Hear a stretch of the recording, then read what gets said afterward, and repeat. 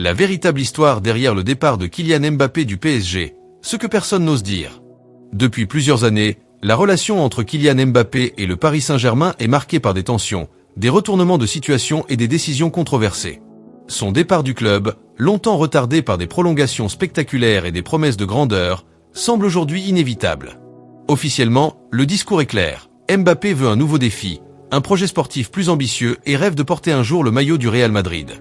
Mais si la vérité était bien plus complexe? Et si derrière cette façade médiatique se cachaient des conflits internes, des promesses non tenues et une guerre d'influence en coulisses? Tout commence en mai 2022, lorsqu'Mbappé décide de prolonger son contrat au PSG, alors que tout semblait indiquer qu'il partirait au Real Madrid. La France entière retient son souffle, et finalement, dans une annonce spectaculaire, le joueur choisit de rester, convaincu par un projet alléchant présenté par les dirigeants du club. Ce projet lui promettait plusieurs choses. Une place centrale dans le projet sportif, avec un effectif construit autour de lui, un rôle décisionnel, notamment sur le recrutement et la stratégie à long terme, et un effectif compétitif, capable de rivaliser avec les plus grands clubs européens. Mais très vite, Mbappé réalise que ses promesses ne seront jamais tenues. Dès la saison suivante, le club ne réalise pas les recrutements qu'il avait demandés. Il voulait un véritable numéro 9 pour l'accompagner en attaque, mais le club recrute Hugo Ekitike, un joueur encore trop inexpérimenté pour répondre à ses attentes. Il espérait un milieu de terrain plus créatif, mais les arrivées ne correspondent pas à ses ambitions. De plus, son rôle décisionnel promis n'existe pas en réalité. S'il a bien été consulté sur certaines décisions, il comprend vite que les véritables pouvoirs restent entre les mains de Nasser Al-Khelaifi et de l'émir du Qatar. Il se sent trahi et instrumentalisé. Une autre raison qui pousse Mbappé vers la sortie est son conflit avec Neymar. Depuis plusieurs années, l'entente entre les deux joueurs est de plus en plus froide. Si leur complicité sur le terrain reste évidente, en dehors, leur relation se détériore. Mbappé considère que Neymar n'est plus assez investi et que son mode de vie nuit à la performance de l'équipe. Il réclame en privé son départ, mais les dirigeants ne bougent pas immédiatement. Le vestiaire se divise alors en deux clans. Le clan Neymar-Messi, soutenu par des joueurs sud-américains et une partie du staff, et le clan Mbappé, qui veut une équipe plus disciplinée et tournée vers lui. La fracture devient visible lors du fameux penalty gate, où Neymar et Mbappé s'accrochent pour tirer un penalty en début de saison. Un signe que la situation est déjà hors de contrôle. Finalement, l'été suivant, Neymar et Messi quittent le PSG, ce qui semble être une victoire pour Mbappé. Mais en réalité, c'est un coup de poignard dans le projet du club. En perdant ces deux stars, l'équipe perd une grande partie de sa puissance offensive et de son attractivité sur la scène internationale.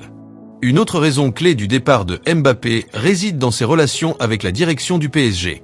Son contrat signé en 2022 était d'une ampleur sans précédent, avec un salaire astronomique et des primes colossales.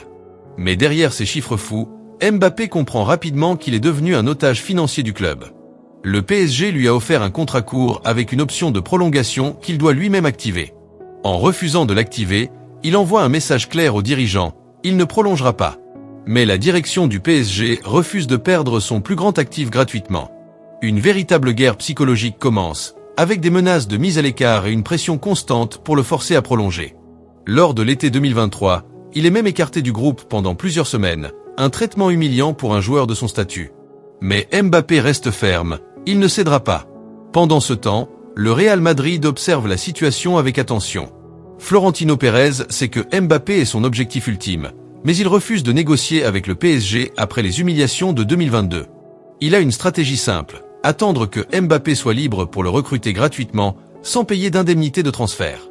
Mbappé, conscient de cette situation, se retrouve dans une position inconfortable. Il veut jouer pour le Real Madrid, mais il ne peut pas l'annoncer publiquement sans risquer de provoquer une crise encore plus grande au PSG.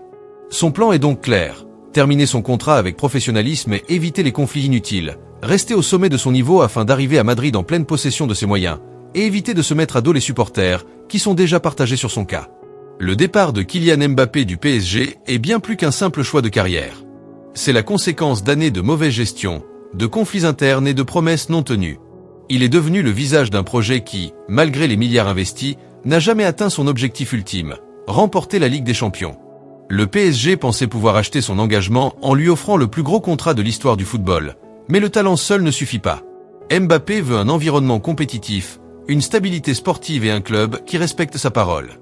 En partant, il envoie un message fort. L'argent ne suffit pas pour construire un projet gagnant, et le PSG doit repenser totalement sa stratégie s'il veut un jour devenir un club respecté au niveau européen.